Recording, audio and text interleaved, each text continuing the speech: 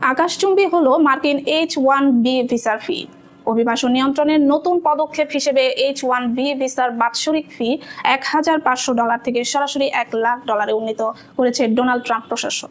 শুক্রবার যুক্তরাষ্ট্রের বাণিজ্য মন্ত্রী হাওয়ার্ড লুটনিক এ তথ্য নিশ্চিত করে বলেন, মার্কিন কোম্পানিগুলো এতদিন যে সহজ শর্তে বিদেশি দক্ষ কর্মী নিয়োগ করত, এখন থেকে তাদের এজন্য বড় অঙ্কের অর্থ গুনতে হবে। 2004 সালে চালু হওয়া এই ভিসা কর্মসূচির আওতায় প্রতি বছর প্রায় 85,000 বিদেশি কর্মী যুক্তরাষ্ট্রে প্রবেশ ও কাজ করার অনুমতি পান। বিশেষ করে তথ্য প্রযুক্তি, বিজ্ঞান, প্রকৌশল এবং ব্যবসায় প্রশাসনে দক্ষ পেশাজীবীরা এই ভিসার মূল সুবিধাভোগী।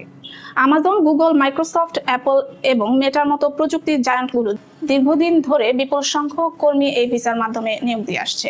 মার্কিন পরিসংখ্যান অনুযায়ী 2000 সালে দেশটিতে যে পরিমাণ বিদেশি স্টেম কর্মী ছিল, H-1B কর্মসূচি চালু হওয়ার পর তার সঙ্গে আরো প্রায় 25 লাখ কর্মী যুক্ত হয়েছে।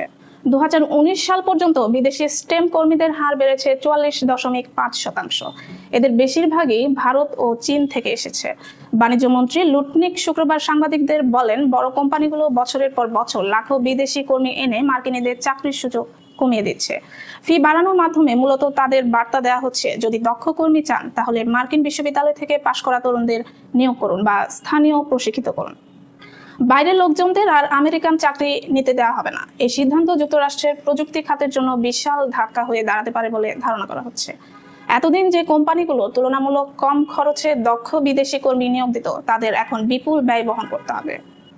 এর ফলে বিদেশি কর্মীদের সুযোগ সীমিত হয়ে যেতে পারে এবং মার্কিন শ্রমবাজারে বড় ধরনের অস্থিরতা দেখা দিতে পারে।